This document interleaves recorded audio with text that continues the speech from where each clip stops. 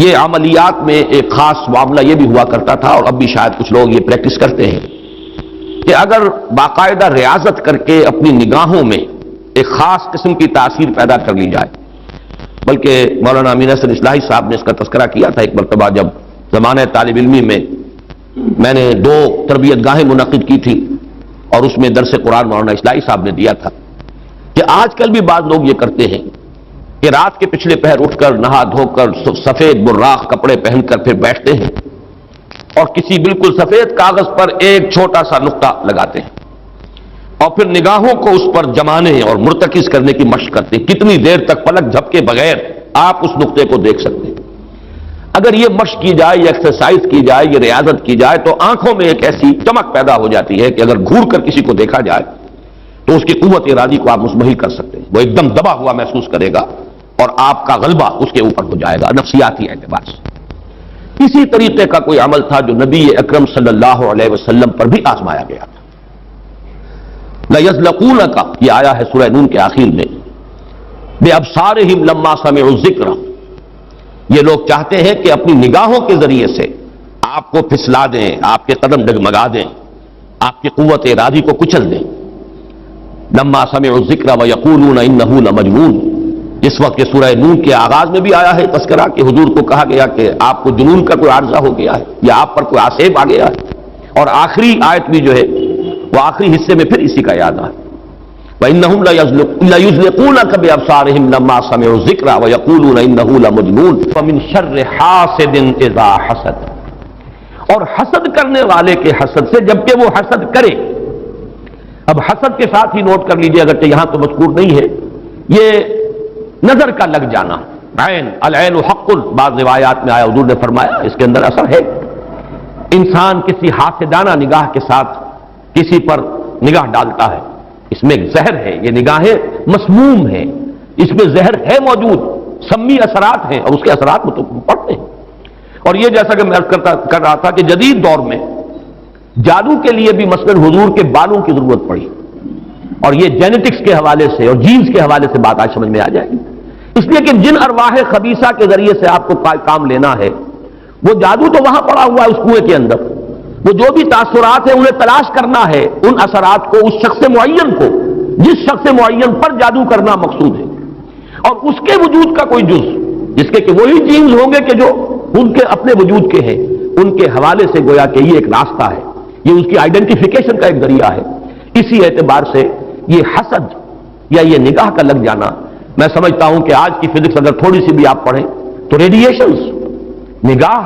پار ہو جاتی ہے انسان کے، ایسی بھی تو ریز ہے نا، ایکس ریز کیا ہے آپ کے وجود میں سے گزر جاتی ہے، یہ ultraviolet infrared rays, یہ تمام کی تمام ایکس ریز یہ کیا ہے، وجود کو چیر کر گزرتی ہیں، تبھی تو اس فلم کے اوپر اثر پڑتا ہے جو فلم کے پیچھے لگی ہوئی اور آپ سامنے کھڑے ہوئے ہیں، آپ کی ہڈیاں علیحدہ نظر آ رہی ہیں اور گوشت جو ہے وہ علیحدہ نظر آ رہا ہے، یہ تمام چیزیں آج سمجھ میں آتی ہیں۔ اور وہ فوٹونز جن کا میں نے ابھی عرض کیا 1 ملین 5 دفعہ کہیے، 30 صفریں لگائیے ایک پر تو 1 ملی میٹر کا اتناواں حصہ جو ہے وہ ایک فوٹون ہے، یہ تو وجود کے اندر سرایت کر کے کہیں سے کہیں نکل جانے والی چیزیں۔ ان ریڈیشنز کے حوالے سے ایٹمک ایکسپلوژن جو ہے اس کی ریڈیشن ہے جو آپ کو معلوم ہے کہ جو ذرا ذرا سے حادثے ہو رہے ہیں، چرنوبل میں ہوا ہے، کہیں ہو گیا تھا بھوپال میں، اور اس کی پھر ریڈیشنز کے کیا کیا اثرات ہوئے، وہ شے نظر تو نہیں آتی، غیر مرئی چیزیں۔ آج کی دنیا میں جب آپ ای ایس پی کو مان رہے ہیں، ایکسٹرا سینسری پرسیپشن، نہ آپ کے کانوں کے ذریعے سے آپ کو پرسیپشن حاصل ہوئی ہے، نہ آنکھوں کے ذریعے سے، آپ کے سینس آرگنز انوالوڈ ہی نہیں ہے، but you are having perception, extrasensory perception.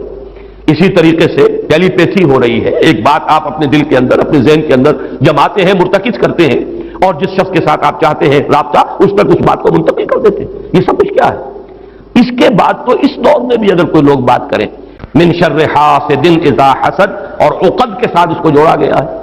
ومن شر النفاثات فی العقد ومن شر حاسد اذا حسد، لیکن محض ردیف یا قافیہ یا فواصل کی رعایت سے قرآن میں کچھ نہیں ہے، وہ اس کا ایک فیکٹر، اس کا ایک عامل ہو سکتا ہے، لیکن محض اس کی بنا پر نہیں مانا جائے گا، تو اس میں یقیناً کوئی اور حکمت ہے، اور وہ حکمت تقسیم کی گئی ہے ہمارے مفسرین نے تو اس کو یوں بیان کیا ہے کہ ایک حسد وہ ہے کہ جو دل میں پیدا تو ہے، آدمی کے اندر ہے، لیکن یہ کہ وہ اس کو یعنی اس کو باقاعدہ کوئی ایک ہمت کے ساتھ اور اپنے ایک عزم کے ساتھ، ارادے کے ساتھ بروئے کار نہیں لا رہا، تو اس حسد کے اثرات نہیں ہوں گے۔ उससे पनाह मांगने की जरूरत नहीं है। मैं इसको इस अंदाज में तो मेरा ज़हन से कबूल नहीं करता, इसलिए कि हसद अगर पोटेंशियली है अंदर तो उसके असरात होंगे, वो रेडिएशन तो होगी, चाहे उसका इरादा हो चाहे ना हो। वो कैफियत जो है वो उसके सांस से, उसकी आंख से, उसके वजूद से, वो अंदर अगर जहर घुल गया है तो उसके वजूद से निकलने वाली सारी शुआएं जो है उनके अंदर वो असर मौजूद होगा, वो मसमूम होंगी, जहर उनमें मिला हुआ होगा, उसके असरात होंगे।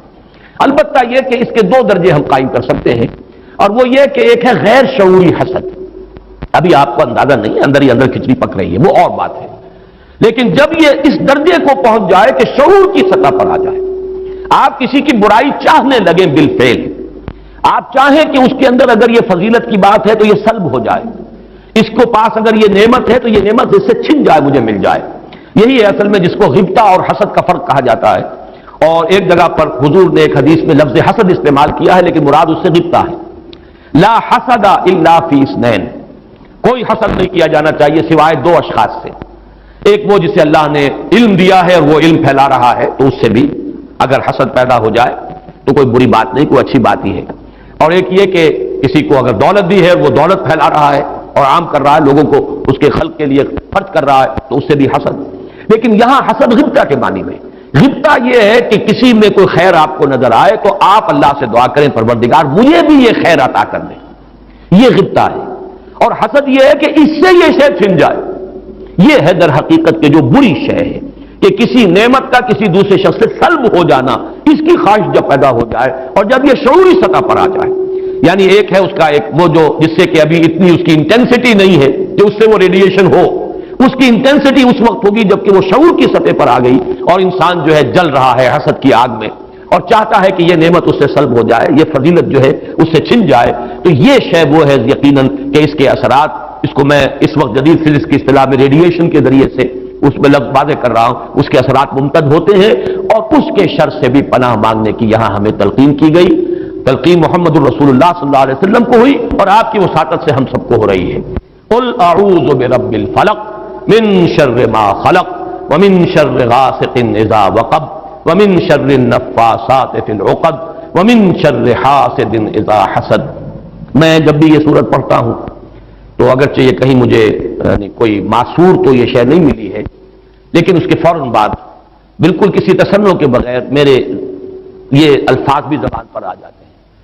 अल्लाहुम्मा इन्नी अऊज़ु बिका या रब्बल फलक मिन शर्रि मा खलक़ता व मिन शर्रि गासिकिन इज़ा वक़ब व मिन शर्रि नफ़्फ़ासाति फिल उक़द व मिन शर्रि हासिदिन इज़ा हसद। इसी तरह कुल अऊज़ु बिरब्बिन नास मलिकिन नास, तो वहां भी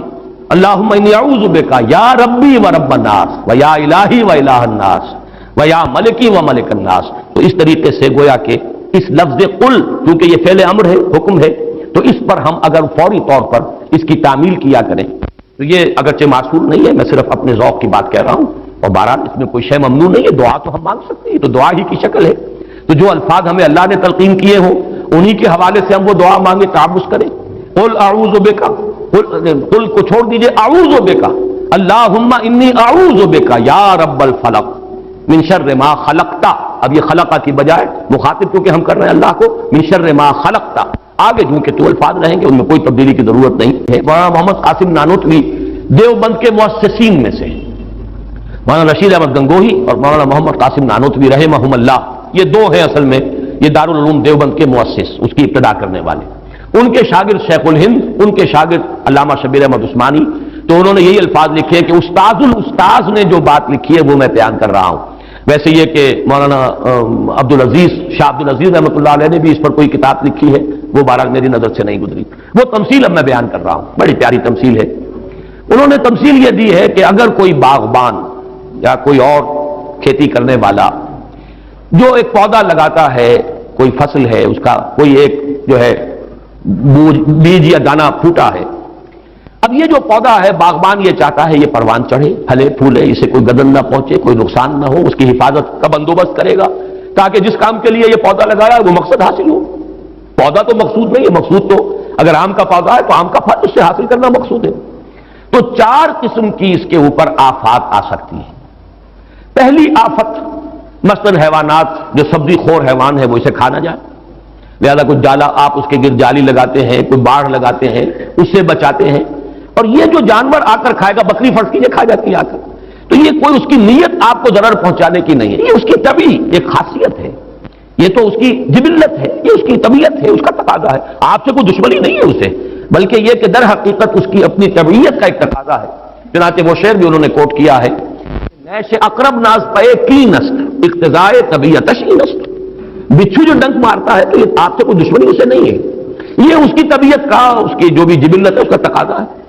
سانپ کے بارے میں بھی آپ کو معلوم ہے کہ عام طور پر اگر اس کو آپ کوئی نقصان نہ پہنچائیں، پاؤں پڑتا ہے سانپ پر تو وہ ڈنک مارتا ہے اور ڈستا ہے، ورنہ عام طور پر وہ حملہ نہیں کرتا، یہ اس کے دفاع کا ایک جز ہے، اس کی خلقت کا ایک جز ہے۔ ایک خطرہ تو یہاں سے آیا، آپ نے باڑ لگا دی، آج کل جو ہے جالی لگا دی جاتی ہے لوہے کی۔ دوسرا یہ کہ اس پودے کو نشو و نما کے لیے جو چیزیں ضروری ہیں اس کی کوئی روک ہو جائے، مثلا اسے دھوپ چاہیے، کوئی ایسی چیز آڑے آ جائے کہ دھوپ کی تمازت اس تک پہنچے ہی نہ، کوئی شے ایسی سایہ کی اس کے اوپر کیے رہے، یا پانی اسے چاہیے، پانی کے سوتے خشک ہو جائیں، یہ دوسری آفت ہے، پودا مرجھا جائے گا، کملا جائے گا، ختم ہو جائے گا۔ تیسری چیز یہ کہ اس پر کوئی پالا پڑ جائے، اوپر سے اولے پڑ جائیں، پالا پڑ گیا، یعنی اس کی جو حرارت غریزی ہے جس سے کہ اس کی یہ پورا وجود جو ہے وہ حرارت غریزی جو ہے وہ ختم ہو جائے، اس کے نتیجے میں بھی وہ پودا ختم ہو جائے۔ اور آخری شکل یہ ہے کہ کوئی دشمن ہے حاسد اور وہ آئے اسے اکھاڑ کے پھینک دے آپ کو نقصان پہنچانے کی نیت سے۔ یہ چار آفات ہیں جو اس پودے کے اوپر ممکنہ طور پر وارد ہو سکتی ہیں، یہی چار ہیں۔ قل اعوذ برب الفلق من شر ما خلق، یہ وہ خلقت میں جو شر مضمر ہے، وہ اس کے خلقت کا جز ہے۔ نیش اقرب ناز پے کی نست اقتضائے طبیعتش کی نست، یہ تو اس کی طبیعت کا، خلقت کا، اس کا تقاضا ہے۔ دوسرا یہ ہے کہ وہ سورج ڈوب گیا، غروب ہو گیا، یا جیسے میں نے کہا تھا حیات مانوی یا حیات مادی کے لیے جو اسباب ضروری ہیں ان میں سے کسی کا سلسلہ منقطع ہو گیا، یہ ہے شر غاسق اذا وقب۔ تیسری چیز کہ جو در حقیقت جادو کے ذریعے سے ہوتی ہے کہ اندر آپ کے کوئی ایسی شے ہو گئی جس سے آپ کے طبائع اور قوائے طبیعہ جو ہے وہ کچھ شل ہو کر رہ جائے، یہ اندر سے حرارت غریزی جیسے اس پودے کی ختم ہو گئی، پالا پڑ گیا، جادو کا اثر یہی ہوتا ہے۔ یا تخبطہ الشیطان من المس جیسے آیا ہے کہ ایسی کیفیت ہو گئی کہ جیسے حواس پورے طور پر بجا نہیں ہے، حواس پورے طریقے سے قائم نہیں ہے، مجتمع نہیں ہے، تو یہ کیفیت جو ہے یہ ومن شر النفاثات فی العقد ومن شر حاسد اذا حسد، جیسے ایک دشمن نے آ کر دشمنی اور آپ کو غضب پہنچانے کے لیے، دشمنی نکالنے کے لیے پودے کو اکھاڑ کے پھینک دیا، یا اس کا اس دنیا سے بھی کوئی تعلق ہے، یہ علمی مسائل ہے۔ فرض کیجئے اس وقت کوئی ارواح یہاں موجود ہو، فرض کیجئے، میں اس کا انکار نہیں کروں گا، ہو سکتا ہے کہ ہو سکتا ہے کوئی روحانیت والا شخص بتا بھی دے کہ ہاں فلاں کی روح موجود ہے، ہوگی بھائی، اسے نظر آتی ہوگی، ٹھیک ہے۔ یہ بھی ہو سکتا ہے کہ کوئی شیطان جن ہو اور وہ دھوکہ دے رہا ہو کہ میں فلاں کی روح ہوں، ہو سکتا ہے کہ، لیکن یہ بھی ہو سکتا ہے، وہ بھی ہو سکتا ہے، مجھے اس سے بحث نہیں۔ مجھے جس سے بحث ہے وہ یہ ہے کہ مجھے پکارنے کی اجازت نہیں، ہوا کرے کسی کی روح موجود ہوا کرے، مجھے میرے رب کی اجازت نہیں ہے کہ میں اسے پکاروں، مدد مانگوں گا اللہ سے، دعا کروں گا اللہ سے، استغاثہ کروں گا اللہ سے، تکلیف کے لیے دعائی دوں گا اللہ سے۔ اب اللہ جس سے چاہے کروا دے، کسی روح کو بھیج دے، کسی فرشتے کو بھیج دے، مجھے کیا ہے، مجھے آم کھانے ہیں پیڑ نہیں گننے، فلاں روح نے آگے کام کر دیا، ارے بھائی میرا کام بننا چاہیے، اور فرشتہ آ گیا اس نے کام بنا دیا، کرے مجھے کیا غرض ہے اس سے، میرا کام بننا چاہیے۔ میرا مسئلہ یہ ہے کہ مجھے پکارنا ہے صرف اللہ کو، اس کی بھی قدرت ہے کسی کو نہ بھیجے، نہ کسی روح کو بھیجے، نہ ملائکہ کو بھیجے، بغیر کسی کے جو چاہے کر دے، اللہ کا مرضی ہے، وہ چاہے کسی روح کو بھیج دے، کسی فرشتے کو بھیج دے، مجھے اس سے غرض ہی کوئی نہیں، مجھے تو اپنی تکلیف کا دور ہونا مطلوب ہے، اس کے لیے میں پکاروں گا، سمجھے؟ دیکھیے میں سادہ ترین کر رہا ہوں مسئلہ، عبد القادر جیلانی کی روح یہاں ہے یا نہیں، حضور کی روح انور یہاں ہے یا نہیں، یہ تو علمی مسئلہ ہو گیا نا، یہ فرشتے یہاں ہے کہ نہیں، کوئی اختلاف ہے؟ میں پکار سکتا ہوں اسے کہ بھائی ذرا میرا کام کر دینا، یہ کروں گا تو صرف موجود ہے، کرامن کاتبین ہے کہ نہیں، موجود ہونا نہ ہونا یہ مسئلہ علمی، جو اصل میں شرک سے متعلق مسئلہ ہے وہ یہ ہے کہ پکارنے کی اجازت ہے۔ دیکھیے حضور کی ایک حدیث ہے اور یہ ایک ہمارے لیے خوشخبری ہے، آج 8واں دن ہے آپ اپنی نیند کی قربانی دے رہے ہیں، آ رہے ہیں، سن رہے ہیں، یہ حدیث بھی سن لیجئے، بشارت والی حدیث ہے، مجتمع قوم فی بیت من بیوت اللہ، نہیں جمع ہوتے کچھ لوگ اللہ کے گھروں میں سے کسی گھر میں، اس کا مصداق اول تو مسجد ہوگی، لیکن تقریباً تمام محدثین نے مانا ہے کہ صرف مسجد تک محدود نہیں ہے، سب گھر اللہ کے، یہ جگہ کس کی ہے؟ تو عام ہے یہ چیز، لیکن مسجد کا ہوگا تو وہ مصداق اول ہو جائے گا۔ مجتمع قوم فی بیت من بیوت اللہ یتلون کتاب اللہ ویتدارسونہ بینہم، کام کیا کر رہے ہو کہ اللہ کی کتاب پڑھ رہے ہو، وہ سمجھ رہے ہو، سمجھا رہے ہیں، تو کیا ہوتا ہے الا نزلت علیہم السکینہ، ان پر اللہ کی طرف سے سکینت کا نزول ہوتا ہے، وغشیتہم الرحمہ، رحمت خداوندی انہیں ڈھانپ لیتی ہے، وحفتہم الملائکہ، فرشتے ان کے گرد گھیرا ڈال لیتے، وذکرہم اللہ فی من عندہ، اور اللہ ذکر کرتا ہے ان کا ملائکہ مقربین کی محفل میں۔ دیکھو تم کہتے تھے یہ انسان بڑا گھٹیا ہے، میرے وہ بندے اس وقت میرے گھر میں جمع ہے صرف میرے کلام کو سمجھنے کے لیے۔ کہ وہاں فرمایا گیا تھا کہ تین جو سب سے بڑے بڑے گناہ ہیں، والذین لا يدعون مع اللہ الہا آخر، وہ لوگ کہ جو اللہ کے ساتھ کسی اور الہ کو پکارتے نہیں ہیں، کسی اور سے دعا نہیں کرتے، ولا يقتلون النفس التي حرم اللہ الا بالحق، نہیں انسانی جان کو قتل کرتے ہیں جسے کہ اللہ نے محترم قرار دیا ہے مگر حق کے ساتھ، یعنی کوئی قانون کی دفعہ ان کے اوپر لاگو ہو جائے تو بات دوسری ہے۔ قتل عمد کے قصاص میں قتل ہوگا، یا یہ کہ زنا اگر شادی شدہ مرد یا عورت کرتے ہیں تو ان کی سزا جو ہے وہ رجم ہے، جو قتل کی ایک بہت ہی شدید شکل ہے، یا مرتد کی سزا قتل ہے، اور یا پھر یہ ہے کہ کافر کو قتل کیا جا سکتا ہے جو حربی ہو، جس کے ساتھ جو جنگ ہے وہ ڈکلیئرڈ ہے۔ ان چار صورتوں کے علاوہ کسی انسان کو کسی حالت میں کسی جذبے کے تحت قتل کرنا جائز نہیں ہے، حرام مطلق ہے۔ یہ ہمارے ہاں جو وہ عزت کے نام پر آنر کلنگز جو ہو رہی ہوتی ہیں، یہ سب کے سب جو ہے جرم ہے اسلام کی نگاہ میں، کسی کو یہ حق حاصل نہیں ہے کہ اس طرح سے اپنے ہاتھ میں قانون کو لے لیں۔ لیکن اس کے بعد فرمایا تھا کہ جو لوگ یہ کام کرتے ہیں تو پھر یہ ہے یلقا اسامہ، وہ اس کی پاداش بھگت کر رہے ہیں، یضاعف لہ العذاب یوم القیامہ، ان کے لیے قیامت کے دن عذاب دگنا کر دیا جائے گا، بڑھا دیا جائے گا، ویخلد فیہ مہانا، اور وہ رہیں گے اس میں ہمیشہ ہمیش نہایت ذلت کے ساتھ رسوا ہو کر، الا من تاب وآمن وعمل عملا صالحا، اس میں استثناء ہے کہ جو توبہ کرے اور تجدید ایمان کرے یا ایمان لائے، اگر پہلے کافر تھا تو ایمان لائے گا، اور اگر پہلے مسلمان تھا لیکن یہ کہ یہ گناہ سرزد اس سے ہوا تو گویا کہ ایک طرح کے کفر میں وہ داخل ہو گیا تھا، ایمان حقیقی سے محروم ہو گیا تھا، تو گویا کہ تجدید ایمان کرے، الا من تاب وآمن وعمل عملا صالحا، اور پھر اس کا عمل تبدیل ہو جائے، عمل درست ہو جائے، غلط کام کو فی الواقع چھوڑ دے، فاولئک یبدل اللہ سیئاتہم حسنات، تو یہ وہ لوگ ہیں کہ اللہ تعالیٰ ان کی برائیوں کو بھلائیوں سے بدل دے گا۔ یہ بات جو ہے بہت بلند ہے، اس میں اللہ تعالیٰ کی طرف سے وعدہ جو ہو رہا ہے کہ فَأُولَٰئِكَ يُبَدِّلُ اللَّهُ سَيِّئَاتِهِمْ حَسَنَاتٍ وَكَانَ اللَّهُ غَفُورًا رَحِيمًا وَمَن تَابَ وَعَمِلَ صَالِحًا، پھر دوبارہ تکرار کے ساتھ یہ بات آ چکی ہے، جو توبہ کرے اور پھر عمل اچھا کرے، فَإِنَّهُ يَتُوبُ إِلَى اللَّهِ مَتَابًا، تو وہ ہے جو حقیقت میں توبہ کرتا ہے اللہ کی جناب میں جیسے کہ توبہ کرنی چاہیے، عمل میں کوئی تبدیلی نہ ہو، اور توبہ کی تسبیح ہوتی رہے، استغفر اللہ ربی من کل ذنب واتوب الیہ، آپ نے 10 تسبیحیں کر دی، 1000 مرتبہ کہہ لیا، یہ سب زیرو ہے اللہ کی نگاہ۔ ذکر کا ثواب مل جائے گا کہ اتنا وقت آپ نے اللہ کا نام لیا ہے، اللہ کا ذکر کیا ہے، اس کا ثواب تو ملے گا، لیکن یہ توبہ نہیں ہے، اس سے کسی گناہ کی معافی کا کوئی سوال نہیں ہوتا، اس سے برائیوں کے بھلائیوں میں بدلنے کا کوئی امکان نہیں ہے، اس سے اس کی سزا سے بچنے کی کوئی سبیل نہیں۔ اب سورہ تحریم میں خاص طور پر ایک خاص جو پس منظر ہے اس کے اعتبار سے یہ آیت آ رہی ہے، یا ایھا الذین آمنوا توبوا الی اللہ توبۃ نصوحا، اے وہ لوگوں جو ایمان لائے ہیں، اے ایمان کے مدعیوں،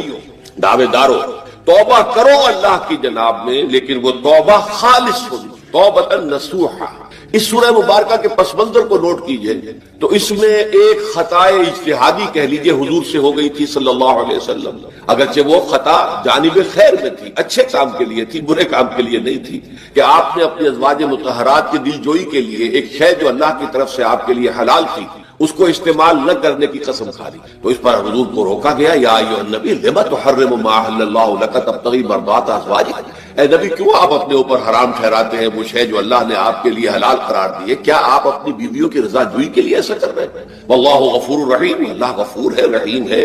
اللہ نے آپ کی اس خطا سے درگزر کیا ہے، لیکن قد فرض اللہ لکم تحلۃ ایمانکم، اللہ تعالیٰ نے راستہ تمہارے لیے کھول دیا ہوا ہے کہ ایسی قسموں کو کھولا جا سکتا ہے، جس کے لیے کہ سورہ مائدہ کے اندر کفارہ دے دیا گیا، تو گویا کہ حضور کو یہاں حکم دیا جا رہا ہے کہ آپ اپنی اس قسم کا کفارہ دیجئے، قسم کا، اور یہ جو قسم ہے اس کو کھول دیں۔ نمبر 2 پہ پھر 2 ازواج مطہرات کا معاملہ آیا ہے، کہ حضور نے ایک راز کی بات کہی ایک زوجہ محترمہ سے، لیکن انہوں نے وہ راز جو ہے وہ دوسری زوجہ محترمہ کو پہنچا دیا جن میں زیادہ آپس میں قریبی تعلق تھا. تو گویا کہ یہ بھی ایک طرح سے خیانت ہو گئی، اس لیے کہ راز جو ہے وہ تو ایک امانت ہوتا ہے، اور خاص طور پر عائلی زندگی میں میاں بیوی کے درمیان کے جو معاملات ہوتے ہیں وہ تو بہت ہی رازداری پر مبنی ہوتے ہیں. اس لیے ان میں سے کوئی چیز جو ہے جس کو خاص طور پر کہا گیا ہو کہ یہ ایک راز کی بات ہے کہ تم سے کہہ رہا ہوں، کسی اور سے کہنا نہیں ہے، تو اس میں جو غلطی ہوئی ہے وہ بھی ایک بڑی غلطی تھی حضرت عائشہ صدیقہ رضی اللہ تعالی عنہا ان کی. تو ان دونوں کے پس منظر میں پھر تیسری بات آئی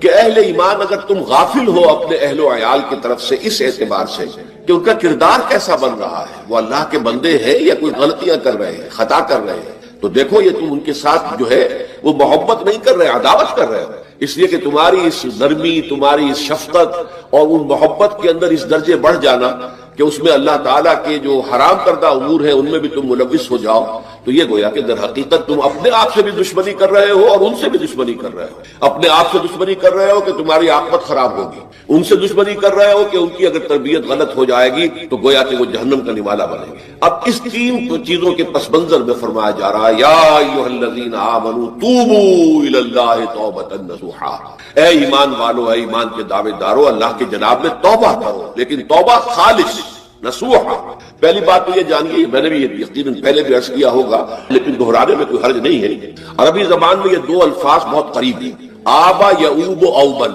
اور تابا یتوب توبن یا توبتن. آبا یعوب اوبن بھی ہوتا ہے واپس لوٹنا، لیکن یہ ہے کسی یعنی مادی چیز کی طرف سے واپس لوٹنا. ایک ہے تابا یتوب توبن یا توبتن، وہ کسی فعل سے، معنوی چیز سے پلٹ آنا، لوٹ آنا. چنانچہ ایک بڑی پیاری جو دعا حضور صلی اللہ علیہ وسلم مانگا کرتے تھے، آپ کی مصنون دعاؤں میں سے جب آپ سفر پر گئے واپس گھر آئے تو گھر میں داخل ہوتے ہوئے آئبونا تائبونا لربنا حامدون، ہم پلٹ کر آ گئے ہیں سفر سے، وطن سے میں پہنچ گئے ہیں، گھر میں داخل ہو رہے ہیں اور ہم اس حال میں بھی اپنے رب کی جناب میں توبہ بھی کر رہے ہیں، رجوع کر رہے ہیں اللہ کی جناب میں اور اپنے رب کی حمد کرتے ہوئے داخل ہیں. آئبونا تائبونا لربنا حامدون. اسی طرح آپ بازار جائیں، اس کے بعد اپنے گھر میں داخل ہو تو یہ دعا پڑھیں، تو یہ گویا یہ بہت ہی ایک سمجھیے مبارک، بہت سی اس کے اندر برکات ہوگی. تو اس میں بھی لفظ آبا یعوب اوبن، تابا یتوب توبن، یہ دونوں کے تقریباً بہت قریب آ گئے. آئبونا تائبونا لربنا حامدون، توبوا الی اللہ. اب الہ کو نوٹ کیجئے، یہ توبہ کا لفظ بھی بہت سے ایسے الفاظ میں سے عربی زبان کے، جیسا کہ اس سے پہلے ہم دیکھ چکے ہیں کہ ایک لفظ ہے رغبہ، رغبہ رغبت، رغبت جسے اردو میں ہم بولتے ہیں. رغبہ الہ ہوگا تو کسی شے کی طرف رجحان ہونا، اس کی طلب پیدا ہو جانا، اس کی خواہش پیدا ہو جانا. اور رغبہ عن ہوگا تو کسی چیز سے متنفر ہو جانا، دور ہٹ جانا، دور چلے جانا. ورب ایک ہی ہے، پریپوزیشن کی چینج سے بالکل برعکس نتیجہ نکل آیا. ومن رغب عن سنتی فلیس منی، جسے میری سنت پسند نہیں ہے، جو اس سے ہٹتا ہے، پیچھے ہٹتا ہے، اس کو ترک کرتا ہے، اس کا مجھ سے کوئی تعلق نہیں. اسی طرح مالا یمیل و میلن، مالا الہ کسی شے کی طرف مائل ہونا، مالا عن اس شے سے ہٹ جانا، پیچھے ہٹ جانا، نفرت ہو جانا. اسی میں وہ لفظ تھا صاف، فقط سقط قلوبکما، تمہارے دل جو ہے وہ تو مائل ہو ہی گئے. سغا بھی الہ ہوگا تو اس کے معنی کسی شے کی طرف مائل ہو جانا، عن ہوگا تو کسی شے سے متنفر ہو جانا. تو وہاں میں عرض کر چکا تھا لقد سقط قلوبکما،